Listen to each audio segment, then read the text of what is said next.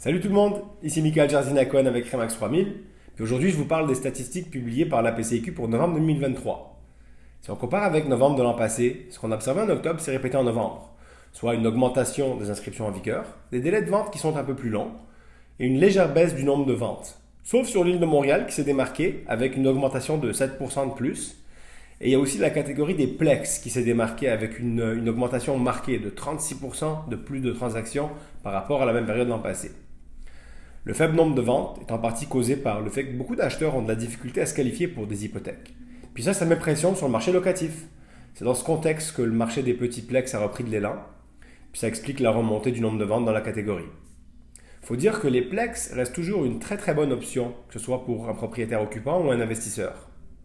Les prix médians, eux, sont en croissance dans les trois catégories.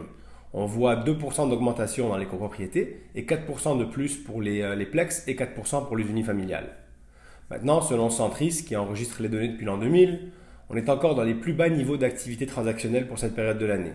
Même avec un niveau d'inventaire de propriété qui augmente, il reste bien au-dessous de la moyenne historique.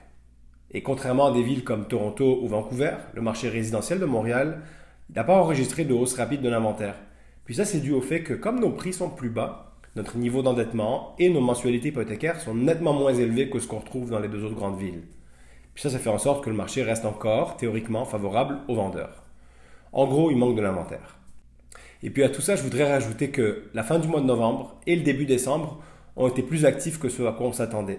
Et puis ça, c'est une conséquence de l'inventaire qui reste relativement faible, les prix qui augmentent légèrement, mais sûrement, les taux d'intérêt qui sont stables et même en légère baisse pour les taux fixes, mais surtout, beaucoup d'acheteurs qui sont prêts à sauter sur les occasions dès qu'elles se présentent.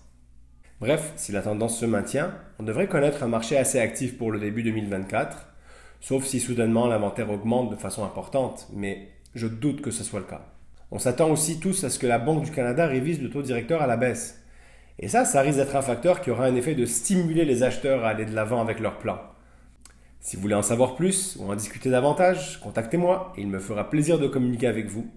Sur ce, je vous souhaite à tous un très joyeux temps des fêtes et à l'an prochain.